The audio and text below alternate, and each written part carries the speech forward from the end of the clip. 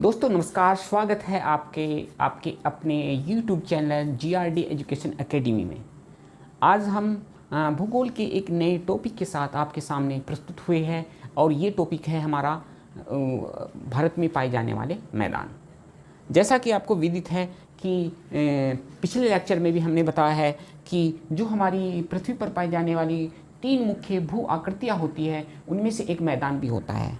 जैसे देखते हैं हम यहाँ पर देखेंगे कि हमारी पहली जो भू आकृति होती है पर्वत होती है, दूसरी भू आकृति हमारी पठार होती है और तीसरी भू आकृति हमारी मैदान होती है। अब इनको डिफाइन करने के लिए देखा जाए, पर्वत जो ऐसी सकवाकार आकृति जो 600 मीटर से अबोव ऊपर होती है, 600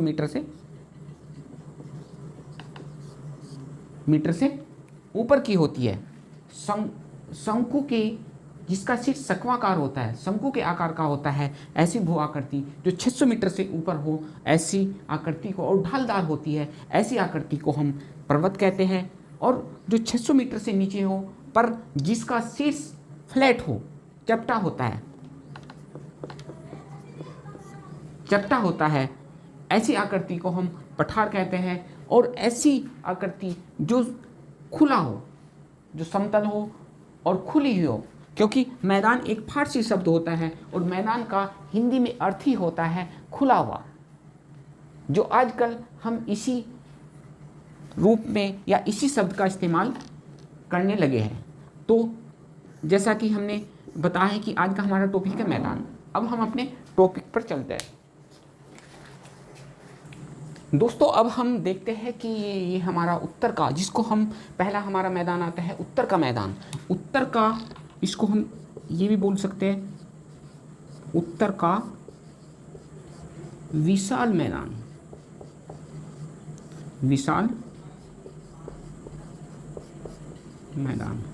उत्तर का विशाल मैदान। विशाल इसलिए भी कहते हैं दोस्तों क्योंकि इसमें कई मुख्य नदियों के मैदान आते हैं। अब देखते हैं कैसे। हमने देखा कि जब पृथ्वी का विकास हुआ और भारत बनना शुरू हुआ तो सबसे पहले भारत में प्रायद्वीपीय भारत का विकास हुआ। उसके बाद ये हमारा हिमालय है, हमारे हिमालय पर्वत का विकास हुआ। और हिमालय पर्वत से परे ट्रांस हिमालय एरिया में या तिब्बत के एरिया से निकलने वाली नदी या हिमालय से निकलने वाली नदियों ने अपने साथ जो मिट्टी कटाव के दौरान लाई और अपनी जो ये प्रायद्वीपीय भारत और हिमालय के बीच में जो खाई थी, इसको पाटने का काम किया। वो उसके मिट्टी लाने के कारण से और एक मैदान का निर्माण हुआ। उसी मैदान को हम उत्तर भारत का विशाल मैदान कहते हैं, जो मैदान पाकिस्तान में सिंधु नदी से आरंभ होकर पश्चिम बंगाल में या बांग्लादेश में ब्रह्मपुत्र तक जाता है।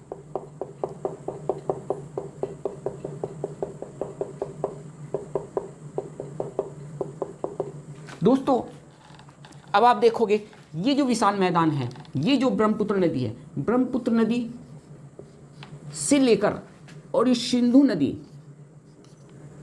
इन दोनों के बीच इस विशाल मैदान को हम सिंधु, सतलुज, गंगा, यमुना और ब्रह्मपुत्र का मैदान कहते हैं। और इसके आधार पर हम देखते हैं कि यह मैदान उत्तर भारत का एक विशाल मैदान होने के साथ साथ फसल उत्पादन करने वाला या फसलों के लिए दृष्टि से भी एक महत्वपूर्ण मैदान है।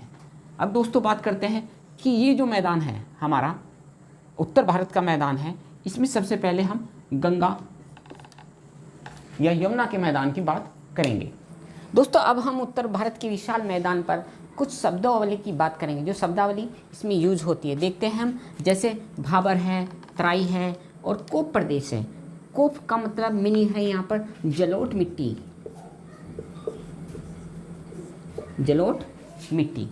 अब जलोढ़ मिट्टी की अब बात करते हैं कि भाबर होता क्या है। भाबर को समझने के लिए हमें इसके पृष्ठभूमि में जाना पड़ेगा। अब देखते हैं, माना ये हमारा पर्वत है,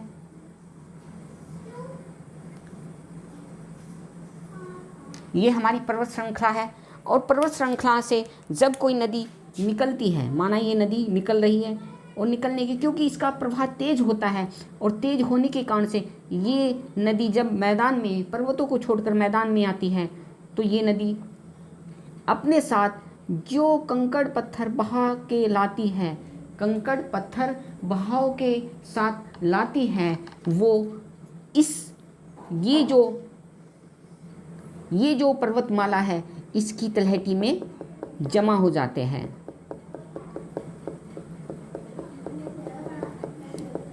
इसकी तलहटी में जमा हो जाते हैं। कंकड़ पत्थर का ये मैदान 8 किलोमीटर से लेकर 16 किलोमीटर तक चौड़ा हो सकता है। 8 किलोमीटर से लेकर 16 किलोमीटर तक चौड़ा हो सकता है। तो ये एक क्षेत्र जो नदियों के द्वारा कंकड़ पत्थर लाके इकट्ठा किया हुआ मैदान है, जहाँ पर पानी का बहाव छिपा रहता है, कंकड़ पत्थर के नीचे छिपा रहता है, इसी क्षेत्र को हम भाबर कहते हैं। और इसको छोड़ने के बाद जब यह पानी धरती पर प्रकट होने लगता है, भूमि के ऊपर दिखने लगता है और यह फैलने लगता है ऐसे कर कर,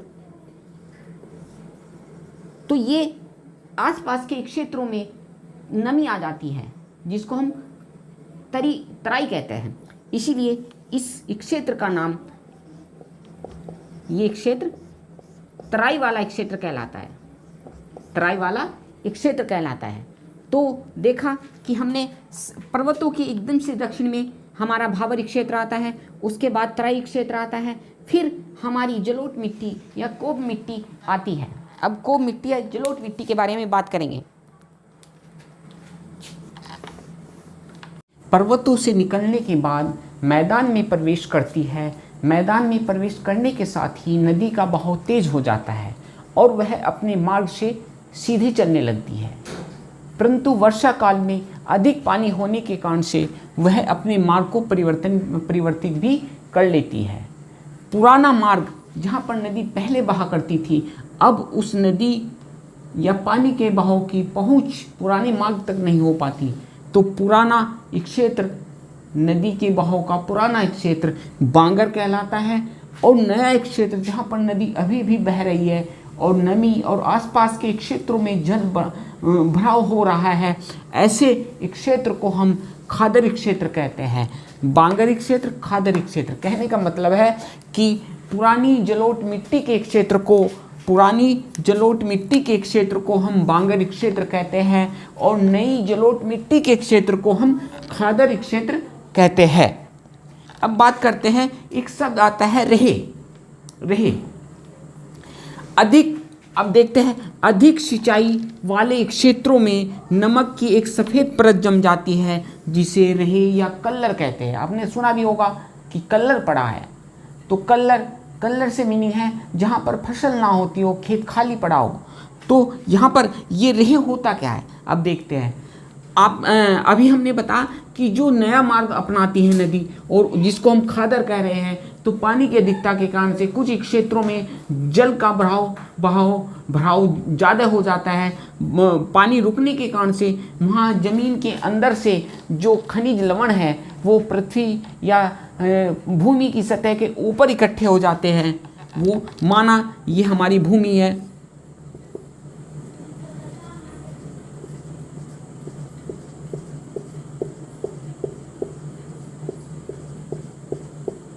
तो ये आने के बाद यहाँ पर इकट्ठे हो जाएंगे भूमि की, पानी के नीचे पानी चला जाएगा और पानी उसको ऊपर लाएगा और वह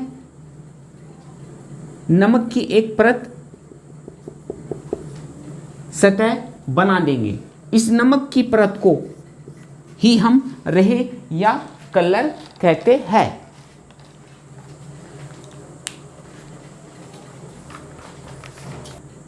दोस्तों अब हम बात करते हैं, एक शब्द होता है भूर। भूर का मीनिंग होता है कि ये हमने बताया कि पुराना जो जलोढ़ मिट्टी का पुराना एक क्षेत्र है जहाँ पर पहले नदी बहा करती थी, अब नहीं बहती है। तो ऐसी मिट्टी या ऐसे क्षेत्रों में जो मिट्टी होती है उसकी ऊपरी परत से जलोढ़ मिट्टी के कण हटने के बाद में कंकड़ पत्थर के ढेर के रूप में कंकड़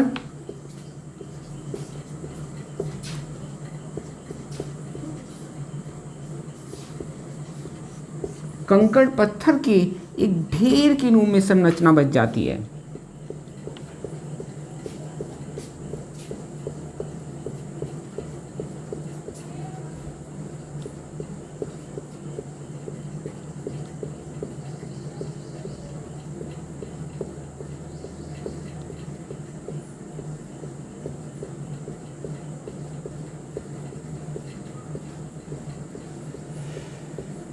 ये कंकड़ पत्थर बांगरी क्षेत्र में हवा के द्वारा जो जलोढ़ मिट्टी के कण हैं उनको बिखराव के दौरान जो शेष बचे कंकड़ पत्थर का ढेर बचता है उसे ही हम अपनी भाषा में, भौगोलिक भाषा में भूड़ या भूड़ कहते हैं।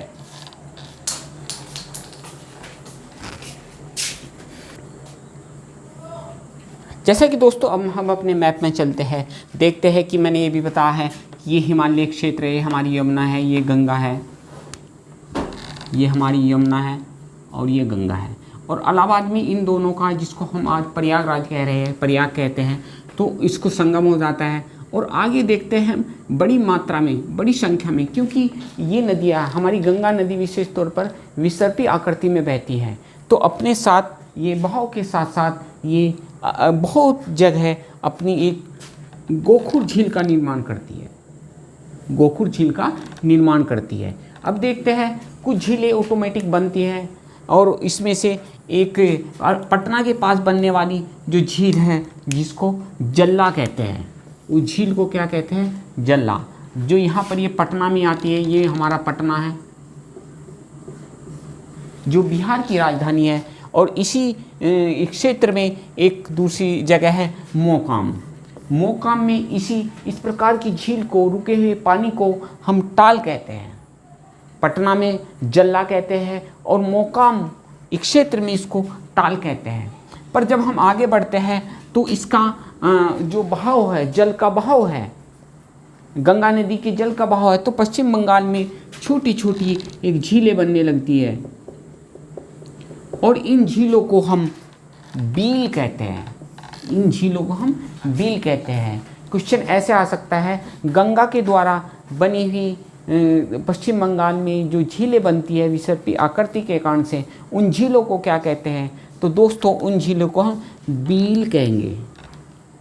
पटना में जल्ला कहते हैं, मोकाम में टाल कहते हैं और पश्चिम बंगाल में इसको बील कहते हैं। ये प्रश्न कई बार एग्जाम में पूछा जा चुका है कि बील किस क्षेत्र में झीलों को कहा जाता है। हाँ, एक बात याद रखना कि पश्चिम बंगाल के अलावा बील अगर किसी क्षेत्र में इसको बोलते हैं तो एक क्षेत्र पड़ता है हमारा आसाम।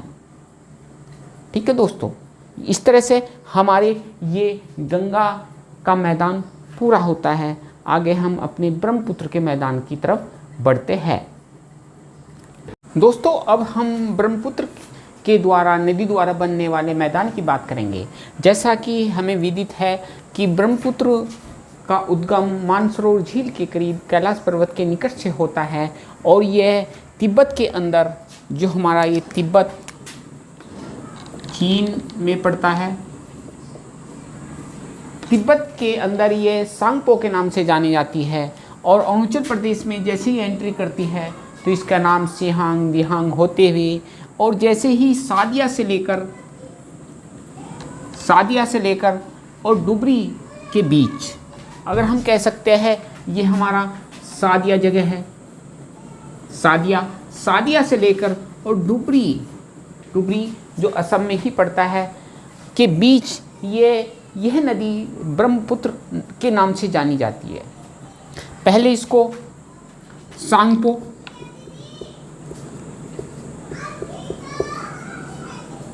फिर इसको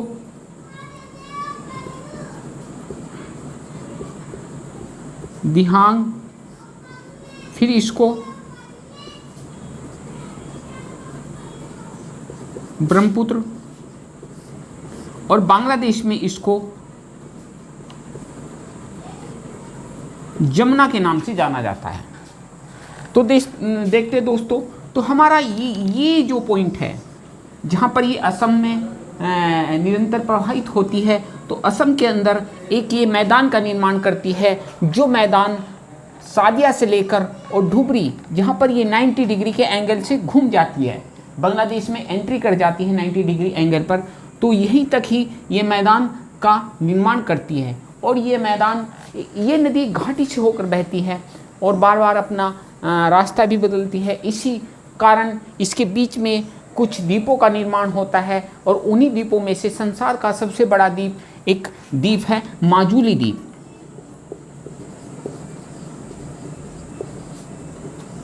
माजुली द्वीप, जिसका निर्माण ब्रह्मपुत्र नदी आसाम के अंदर करती है।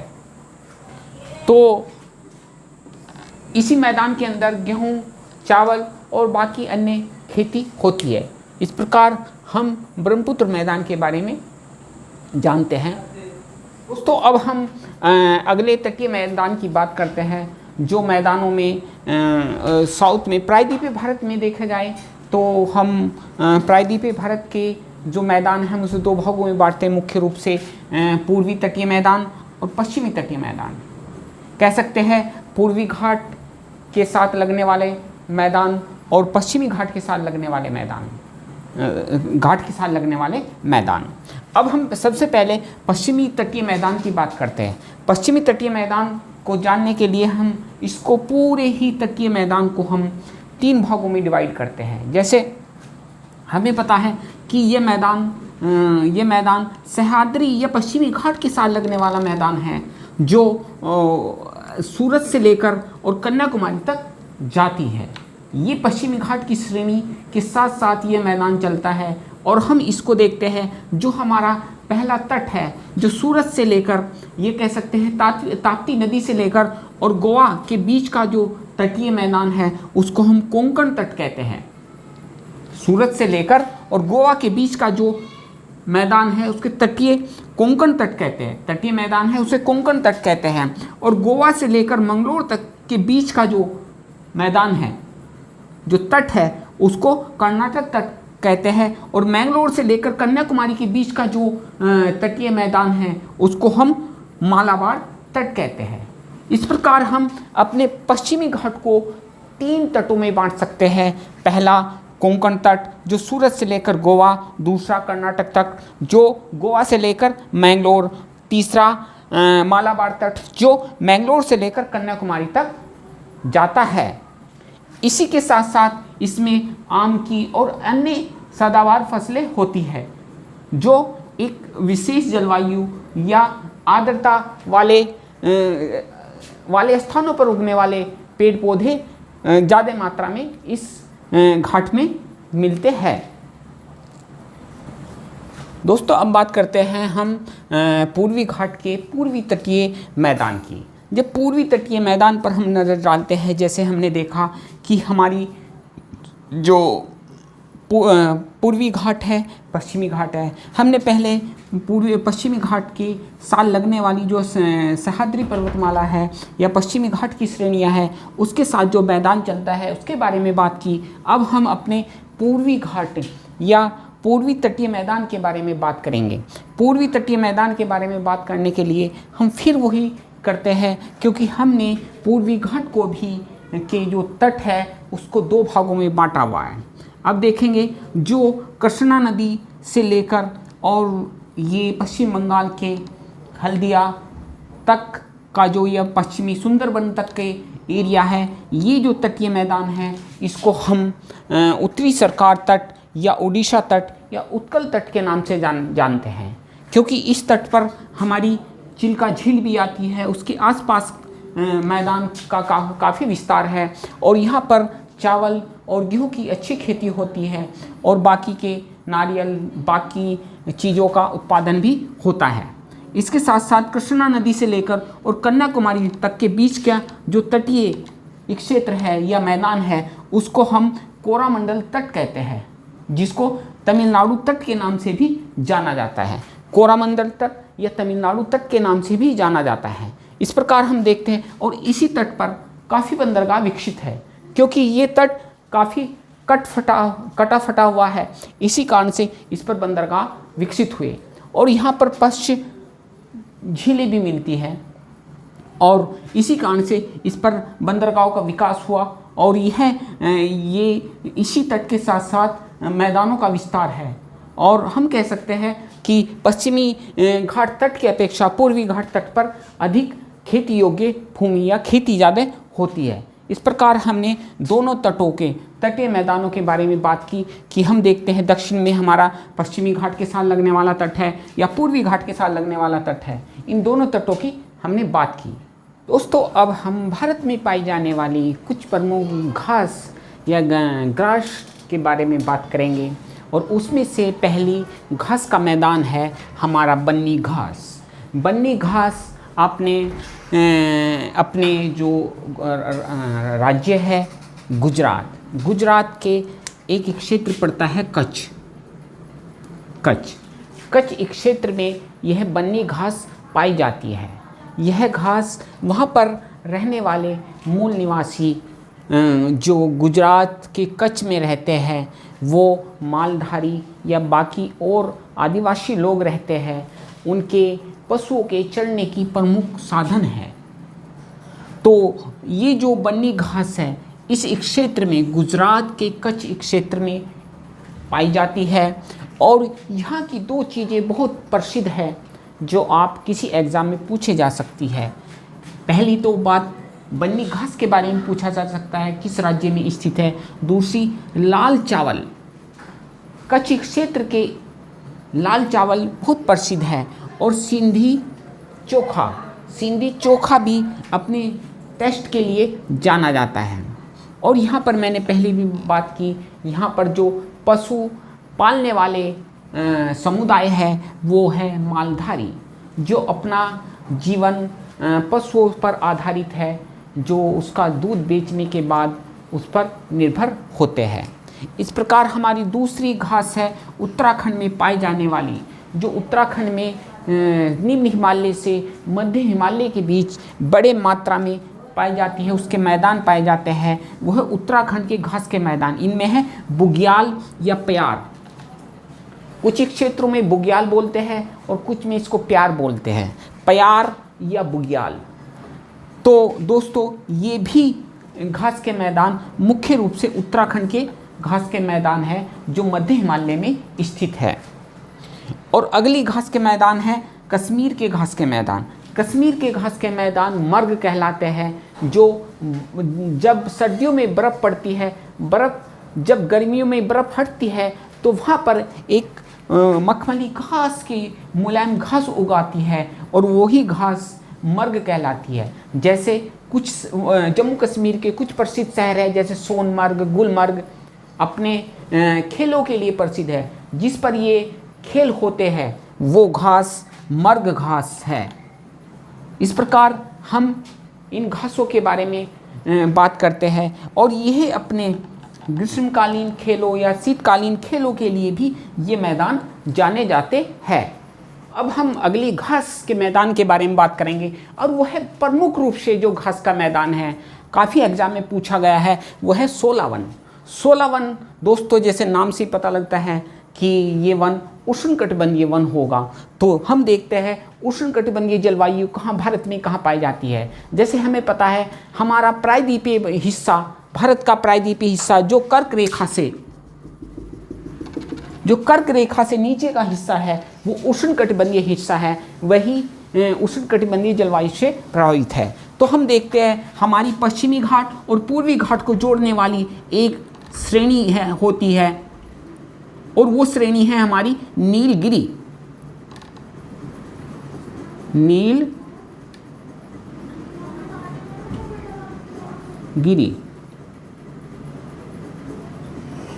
नीलगिरी जो श्रेणी है ये भी कह सकते हैं नीलगिरी श्रेणी पश्चिमी घाट को पूर्वी घाट से जोड़ती है और वो एच टाइप बनाती है। जैसे ये नीलगिरी श्रेणी, ये ईस्टर्न घाट और ये वेस्टर्न घाट, तो हम एच को मान सकते हैं। एच का जो बीच का एंगल है ये हमारी नीलगिरी श्रेणी हुई और ये हमारी पूर्वी घाट हुआ, ईस्टर्न घाट हुआ और ये वेस्टर्न घाट हुआ। तो इसे आसानी से याद कर सकते हैं। तो ये भी क्वेश्चन आता है कि पूर्वी घाट और पश्चिमी घाट को जोड़ने वाली कौन सी श्रेणी है, तो हम कहेंगे नीलगिरी श्रेणी। तो नीलगिरी श्रेणी की तलहटी में या नीलगिरी श्रेणी के ढालों पर ये घास का मैदान प्रमुख रूप से मिलता है, जो 16 वन में पाया जाता है। मुख्य रूप से नीलगिरी श्रेणी इस क्षेत्र में पाया जाता है। जो तमिलनाडु के ज़्यादातर इसका हिस्सा जो विस्तार मिलता है 16 वन का, वो तमिलनाडु राज्य में मिलता है। अगली घास का मैदान है खंजर चंबा। चंबा जैसे प्रसिद्ध है, आपको पता है चंबा हिमाचल का एक प्रसिद्ध जगह है, शहर है। यहाँ पर इसी के नाम पर खंजर एक जगह, खंजर चंबा घास का मैदान, यह हिमाचल में है। ये बहुत सुंदर घास के मैदान है जहाँ पर पर्यटकों के लिए अपने सुंदरता के लिए जाने जाते हैं। इस प्रकार हम देखते हैं भारत में मुख्य रूप से, जैसे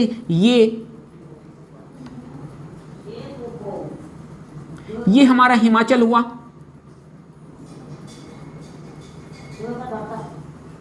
ये हिमाचल के मध्य और उच्च क्षेत्रों में ये जो घास के मैदान है, खंजर चंबा घास के मैदान मुख्य रूप से पाए जाते हैं हिमाचल में।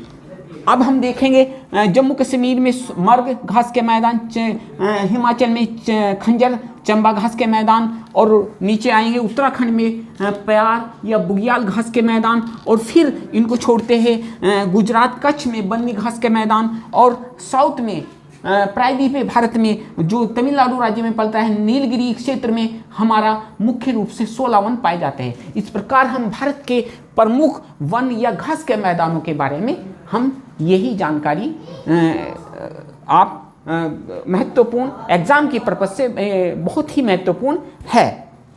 और इसी के साथ हमारा ये टॉपिक पूरा होता है। और हमारे इस टॉपिक में कोई जानकारी अधूरी रही हो तो आप हमें कमेंट्स करके बता सकते हैं, और ज़्यादा से ज़्यादा इसको शेयर करें और सब्सक्राइब करें। इसके लिए हम तहे दिल से आपके आभारी रहेंगे। Thank you very much.